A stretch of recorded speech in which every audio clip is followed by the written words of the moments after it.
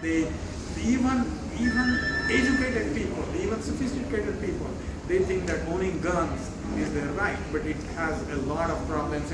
I have a lot of, everything I'm telling you is there's a lot of statistics that I have in the book, a lot of research that I've gone into. I'm just giving you a glimpse of the conclusions here. This American media, television has really become very, very bad, repeating the same nonsensical, the news item just for sensationalism, really. It has no substance. They keep on going over and over and over again. And young people who are unattended, latchkey kids at home, they're watching this television all the time, and that's the real problem. And unfortunately, some of that might be coming here in India. That is the problem.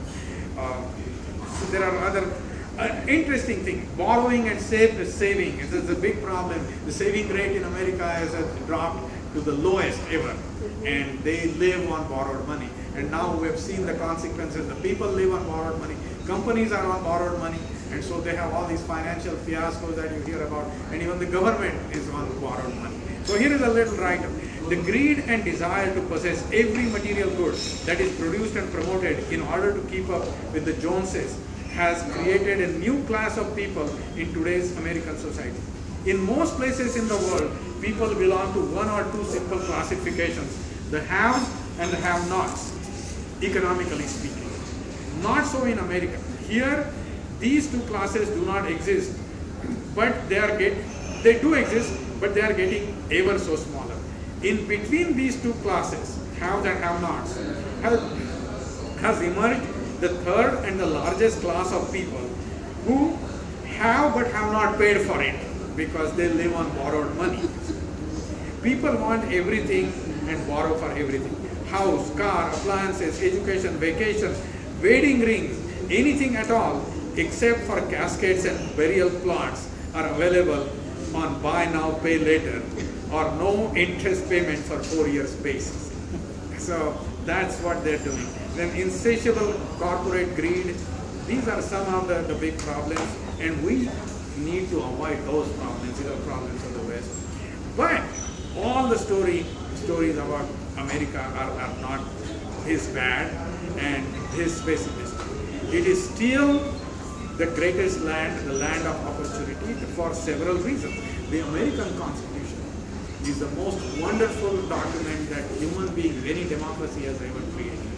The American universities are among the very best.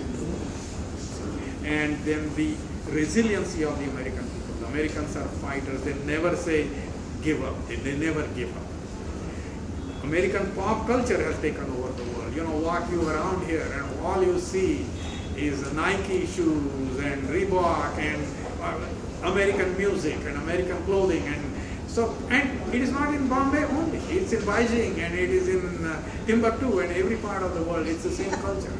Young people have one culture, it's global culture. Pizza and McDonald's, and it's all American culture, all over the world. Immigration, America is the greatest. Love thy neighbor, their open arm policy. Nowhere in the world you see this kind of immigration policy, and America has benefited by that, and they recognize it. So these are the real strength. Diversity, they respect diversity, and nowhere in the world you see that kind of diversity. So the American can-do spirit, their democracy, all of these things are positive, and I believe that their current financial problems, economic problems, they are temporary. They will get over, they will get back on track, but they will have competition from China and hopefully from India too. All right, let's move on, and we have a little bit of time. American universities, as I mentioned, it is the greatest asset. Apart from the sense of achievement, pride and personal gratification that come from college education and a potentially prosperous future at the personal level, its real benefits accrue to the society at large. The difference between successful and unsuccessful nations is the level and quality of education of their citizens. The Duke of Wellington is said to have remarked that the victory at Waterloo was won on the playing fields of Eton, which is the schools. This profound concept is truer today than it was at Wellington's time. It stands to reason that the contest for global leadership in this century will be won on the campuses of the world's universities. In this context, the US has a great advantage. A recent ranking of global university lists 36 American universities among the top 50 in the world. That is saying something. And this is a terrific concept that I honestly believe in, that politics and wars and all of that is wonderful. The global leadership is a knowledge-based economy. The leadership will be established in the universities. It is the Harvards and the Princetons and the Yales and the Stanfords and the MITs that will make the difference to the nations. The knowledge will come from there, and knowledge will be not wars and not politics.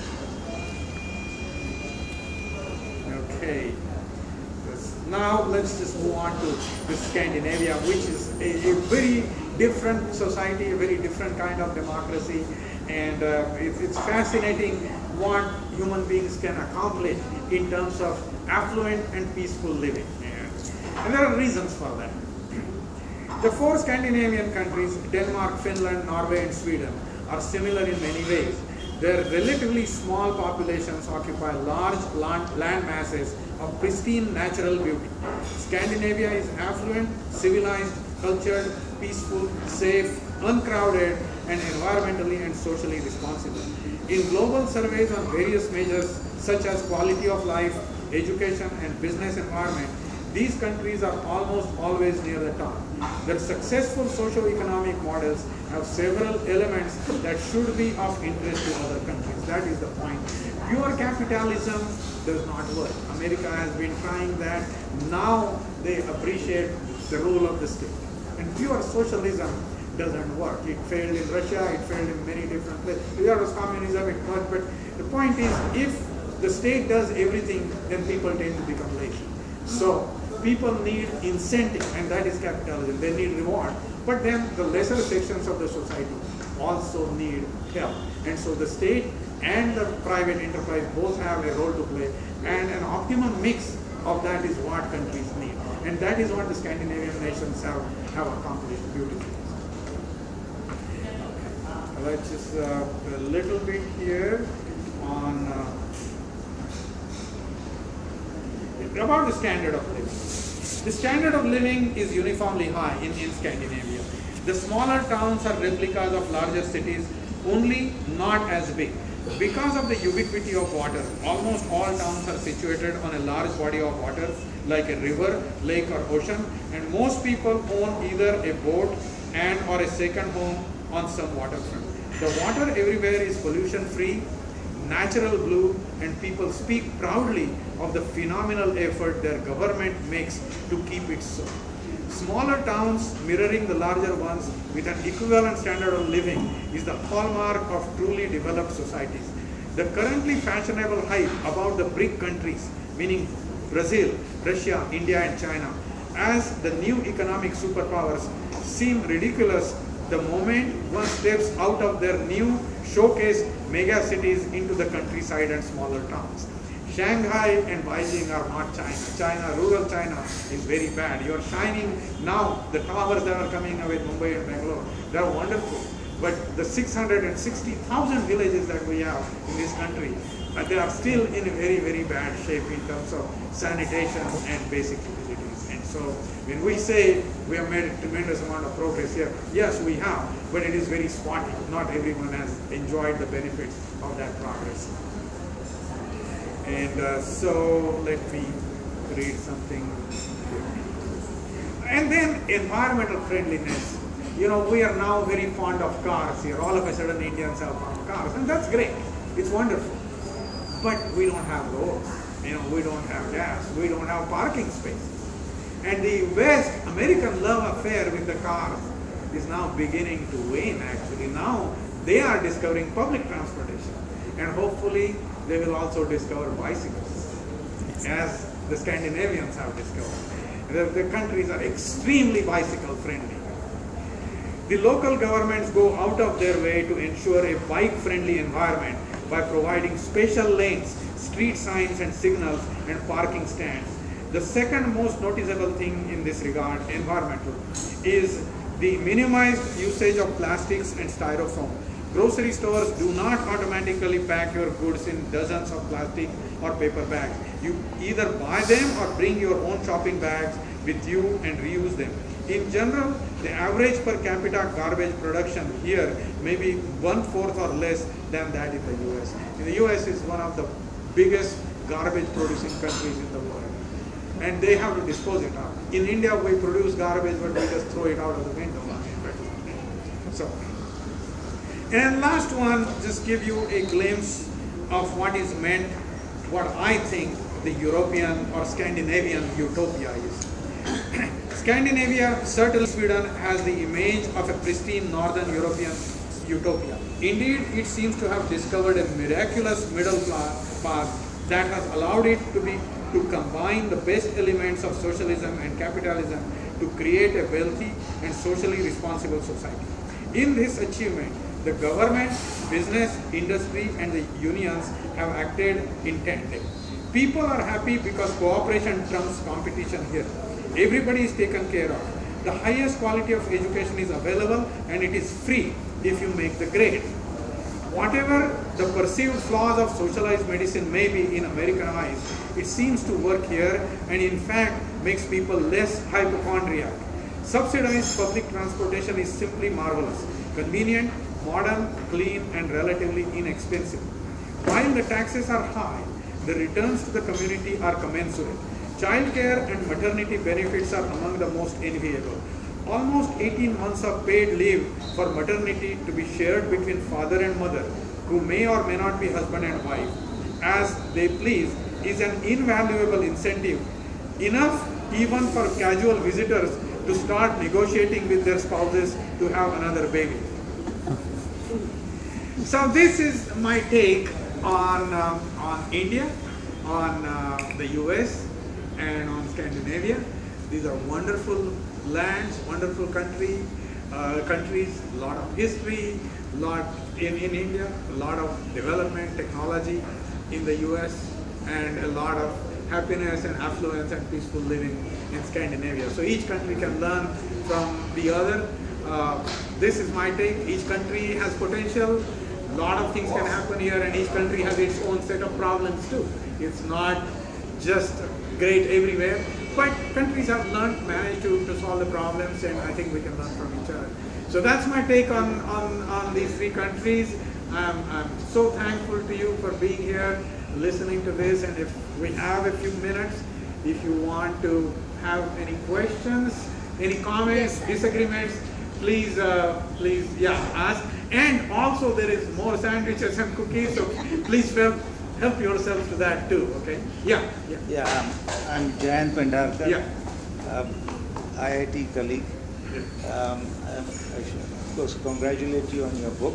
Thank you. I'm Jan Pendarkar. I was with Dan in IIT. We didn't know each other in IIT, but we discovered each other through the internet and through the reunion we had recently organized. So I'd like to congratulate you on your book. I think you have covered a vast array of topics, but I think if you maybe do a second round, you might want to go deeper into some of the issues which you would not have had time in this first edition. But just on the last topic, I would like to comment because it is very current. And though to many of us Scandinavia looks like a utopian, well, there are 4 countries or 5 countries, but it's also known that the level of suicide in Sweden is among the highest. You are right. And second thing is, it's very much in the news just now about an Indian couple where the child, 2 children or 1 child, have been separated from the parents forcibly in their interest because they were sleeping in the parents' bed, and the parents are accused of child abuse. By that norm, I think all of us should go to jail because all of us have had our children in bed with us.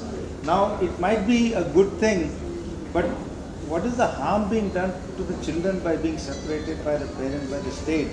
It shows about the draconian laws in these countries. So while one looks at the positive side, there are also some negative. Jayant, you are 100% right. And there is, I did not read that, but there is a little section on my pet peeves about Scandinavia. And alcoholism is very high, and also the suicide rates are high. The winters are very bitter. The people, the elderly, live by themselves, and for 6 months they don't see the sunlight. Their houses are small. They're confined to the house.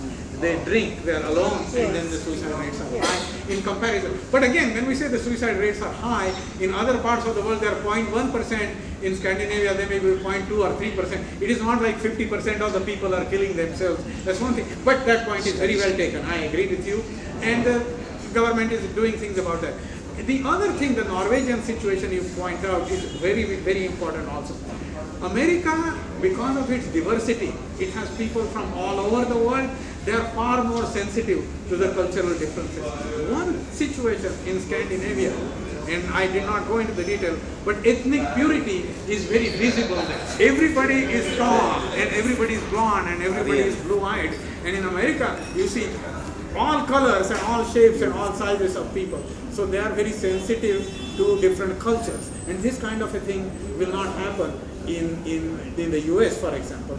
But in Scandinavia it happened because, yes, the child abuse has been an issue there, and so they felt that they made these laws, and I'm sure there is indefensible. Obviously this is, nobody can defend that, and hopefully they will become aware, they will fix it, because now they're also opening up, there is a little more immigration now. But your point is well taken. There are problems, yes, there are problems of that. You had some? Yeah, same thing that Norway had 2 children, and you said Mera Bharat Man and that 11C. But there is a prefix to 10 में से 11 बेईमान फिर भी मेरा भारत मान. That's true. Well said. Yes, sir.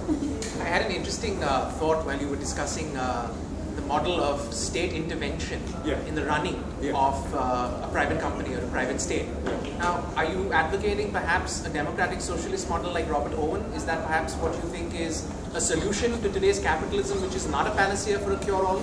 I think so, very much so, that there are definitely areas where the state has a greater role to play. And America has experienced now over so many years, it's a bastion of capitalism. What happens is, when the things are going good, it's fine. When bad times come, the greed in the American capitalism now, the evils of that greed have now become all too transparent in the last 5 or 10 years. And they were running without state control. There was control, then the Bush administration came, especially since the Reagan administration. The last 2 or 3 Republican administrations actually removed essentially all state controls. And then you see what happened, a total disaster happened. So even if you have a capitalistic society, even if companies are running by themselves, they should be responsible, they should have certain do's and don'ts, and that the state should be watching those, managing those, controlling those to some extent. I'm not advocating state takeover. We do not want state control everything, because then you will kill the incentive. You need the incentive that private enterprise gives, no question about it. You need rewards, you need big salaries for executives who perform. I do not want equality for everybody. All people are known, they are not equal, unfortunately, in their performance. Opportunity should be equal, but accomplishment and reward should be consistent with what you perform. I think that's a wonderful elucidation, but for me the real question would be, where does one draw the line? Well, there is not, you can't have a sharp one single line. It has got to be case by case basis, I would think. That you will have to look at a group of industry, you have to look at wherever capitalism does not perform. State has to come in at least to make sure, if capitalism doesn't perform in certain areas, for example, providing Medicare to the retirees. Now this has got to be a government function. And people are saying, there is a school of thought in the US that is saying, no, let people take care of themselves. You should earn and save for your retirement. Yes, some people can, but a few people may not. That is a place for the state to step in. This is just an example. Retirement benefits, the state can step in. Okay. But you can't just say that state will do all of that, because capitalism has definitely made America what it is. There is no question about it. And capitalism runs on incentives and rewards. So you have got to have it. But you have also got to recognize that there are sections of society that will wither away and vanish because not everybody can perform at the same level. And so what Sweden has done, there is capitalism, I said Sweden, Scandinavia, even other countries in Europe, even Germany for that matter, France for that matter. Yes, there is incentive and reward, but there are certain sections of the society. There has got to be a minimum standard of living guaranteed to everybody just because they are your citizens. That you have a concept of nationhood. You are a family after all. That appeals to me. That really appeals to me. Because I think it's almost, you're making it socialist, but at the same time you're saying it's egalitarian also. Absolutely. So it's, that is the optimum mix that you got to have. You cannot, if you are a pure capitalist society or a pure socialistic or communist society, you will never succeed. You will be the right. You need a mix, a judicious mix of these two. Thank you. Yeah. Yes, sir. Then Anita read about your biodata. Said, you are PhD in chemical engineering and also you work for Shell as well as structure. Today, looking at three things about India. One is about agriculture. Yes. Agriculture, I think you have not mentioned, although we had a green revolution about 25 years ago. I have mentioned about green revolution, not directly agriculture, yes. Yes, and Americans want us to repeat again with the green revolution. That is where we say India will feed the world in the coming years. Yes. And that is the dream we have. Yes. Number two is about your own experience in commercial, that is working with Shell as a lecturer. Yes. The oil and gas, and this is becoming a big issue in India. Yes. And there is a lot of overseas people coming here and putting their claim. So what do you see? In terms of agriculture, oil and gas, and lastly about our own politics. You have got a real green picture. You said India will.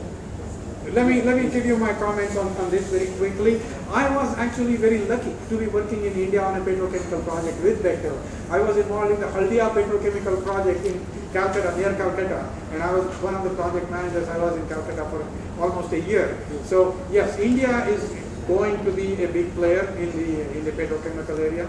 Oil and gas, the overall issue of energy now and our automobile expansion of the auto industry in this country is also directly related to that. And so my focus and my emphasis repeatedly is to let us just kind of slow down on this automobile explosion. Let us focus on public transportation. Let us have better buses, cleaner buses, trains, local systems. And this private car ownership, there's a lot of problems associated with it in terms of energy. There is health issues associated with that, environmental issues associated with that. But I think India is also making a lot of progress and should make a lot of progress. Solar energy, we have got to be the world's biggest center of solar energy because we have sunshine here, wind energy. So we got to look at alternative energy. And I think there is a lot of brain power in India. Being from the IIT, I have a lot of pride and a lot of hope that in terms of talent and expertise and intelligence, there is no dearth of that here. You see. So that is, I think energy-wise, we can in the future be self-sufficient also. We are also into nuclear energy. So we have it covered everywhere. We have to wean away from petroleum-based energy, especially for automobiles and so on. We got a lot of coal in this country. So energy-wise will be okay. The third thing, it is all related to politics and corruption and these are the issues. And that is why I think that the salvation of our country will come from technocrats and from the highly educated people who believe in this country, who love this country, and who have no dirty thing for education. They are not getting it. It's hardly about Well, give this next generation a chance. These 25-year-old and younger people, when they come into play, let one generation go. I think 10, we have to fight for 33% right for women. Yes, that is another key. There is a whole article here, 2 articles here about women in Scandinavia and women in India. And my contention is that unless no country can progress and be called a successful or developed country until its women attain equal status in salary, in position, in opportunity to men. When the difference, all differences other than God-given natural differences between men and women, all other differences, until they vanish, India will not be a developed country. That's my conclusion. Yes, sir. That's a really interesting perspective to have women equality with men in society. Yes. I just have a counter viewpoint. Okay. Oftentimes I find that there is a lot of cultural and religious, I would say, dogma which keeps women from attaining that. But unfortunately, it's not viewed as that among those that are kept back. They look at it as something which they have to conform with. So we may say that perhaps it's an obstacle or perhaps it's some kind of a impediment towards them achieving equality in society. But to them it seems like a natural progression of things to follow that, what we might perceive to be dogma. Yeah. So then how does one sort of reconcile Well, this? it's just a matter of interpretation. I like to interpret. I look at goddess Durga and I say Durga was a strong lady. I mean, she did not put up with any nonsense. You know, goddess Saraswati was the goddess of knowledge. I mean, she was at the forefront of all knowledge. So I think I think the next generation of our young people will make all the difference. I think that women... They will not take any hypocrisy. Exactly and right. that's the best thing I tell you. I hope so. And then one more thing about education. See, the government, whatever the funds are set aside, are all going down the drain. And the media is doing very good job by bringing out all those lacuna and pinpointing from village to village. They are taking, they are showing every day on TV. But corporate and private people, they are doing very good job in educating the poor people needed and those have nots, you can say. There is a hope. Government has really made a mess of it. Actually, it should be the government job. Right. But private people are doing... I'd like to intervene. I think it's very popular to blame government. Who is government? We are part of government. I mean, what is corruption? There must be 100 people within hitting distance who would pay a bribe to get their child in school. So it's not just government, it's the whole society. I think we should recognize that. Just to take your point forward, I think there is as you pointed out earlier, there is a the morals of the world have fallen. And because of that, we are now seeing the newer things that are coming to hit us. And it's very difficult to hold your old values. And once you are able to look at that, and then say how the changes really to be a change in value systems. And that is true, really, but we can talk about our value systems, but unfortunately people are going to rituals and rites. And some commentator, recently I read it somewhere, he said, I'm not against religion, I'm against the religious followers. Yeah. The in basic fact, tenets. today's times, I think there is a comment. I wasn't talking not about against. that paralyzed. No, I know, but I'm just saying that we sometimes relapse into our old value systems and become nostalgic. But it was the same society which resulted in our becoming slaves to the British. So in some sense, we need to break away those shackles of this medieval kind of thinking. Yeah. Take the good things from the Western society, the hard work ethics, and yes, some of our ethical and moral values which are there, but which we seem to have forgotten, and we just repeat something because somebody has said it like by rote without understanding what it says. No, what I was alluding to was, you are connected with the Tatas and you do a lot of philanthropic work. And there's nobody has to come and tell you, listen, you've got to have some kind of social responsibility. That's why you have other corporates who are actually plundering the ecology. And they are to be forced to actually have some public, including sensitivity and also giving back. So the concept of greed, the morality of the values would come from how we have turned capitalism into greed and not capitalism into betterment of others. I'm not talking about socialistic system, but just the basic responsibility of people to actually fend for the other. And that's really the crux of what he is trying to say, I believe, from the little reading that he has done. Well, I feel already happy that this is the dialogue that I wanted to start, and let's just reflect on what is happening. I feel that our generation, maybe 50 and over, 60, I think these people are too set into their old ways. They may not be able to bring about any change, but I'm very hopeful about the younger generation. No, but we are all young. Deepak Chopra says life begins at 50. So I'm 10 years old. Not 10, maybe Wonderful. 18 years. I wasn't talking about you.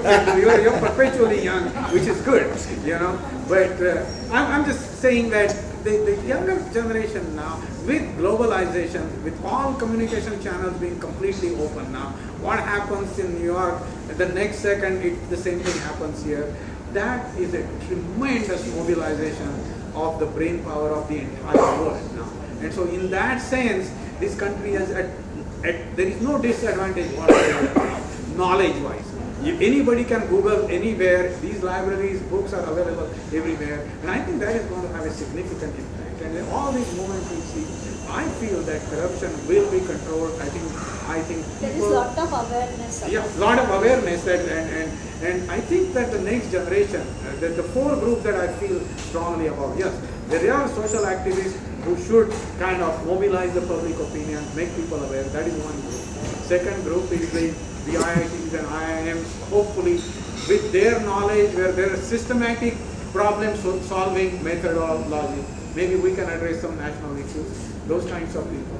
The young guys in Bangalore and Hyderabad and Gurgaon and wherever, Pune and Mumbai, they can get on to some technologically driven problem solving. And then the industrialists, they are very good industrialists.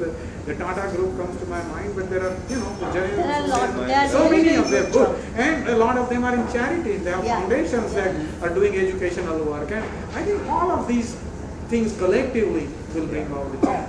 But there is no dearth of intelligence in this country. That is one thing I can say. We may have problems that are structural, we can't get organized, we can't get a leader, we got this party and that party and that party, all of that. But in terms of basic intelligence, we are second to none. California Energy Commission produces electricity from cow. Yeah. Exactly. We hold the highest number of cows. Exactly. We should. Bombay has a better electric Same supply. thing what you mentioned about the solar energy, We have so much of sunshine. That's solar and Which wind, we should exactly. really never have any electricity But problem. it is, you see, I see We have now, water problems. I see now, even at the household level, Yeah, so many homes are now solar heated now, hot water. And there are incentives provided by government. So I think the change will The changes are there. Because we are a very diverse country, we've got all these different languages and regions and different local politics. So things are slow, but I think things will come. I have a lot of hope and optimism about the next generation. One final. Yes, sir. Why did you choose, in fact, although you are state, but there is some relation like Bombay, Stockholm, New York. It was supposed to catch your eye, which it did. I wanted you to ask this. Now I was obviously in Bombay living, you see, and then I went to Stockholm. If you're going from Bombay to Stockholm, is a clear shot. You don't have to go to New York, you see. But from here I went first to New York, and then I went to Stockholm. And it was supposed to catch your eye, exactly, which it did. Okay. All right. Thank you guys, and please spread the word if you like it. And like I say, I don't make my living writing these books. It is for charity, so please. I just want to